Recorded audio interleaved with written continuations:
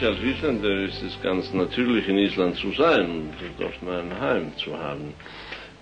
Wie die meisten Isländer bin ich herausgegangen nach dem Ausland, habe meine Ausbildung dort gesucht und viele Jahre dort draußen verbracht. Aber wie es für die meisten Isländer natürlich ist, dann kommen wir immer wieder nach Hause und bleiben hier für den Rest unseres Lebens.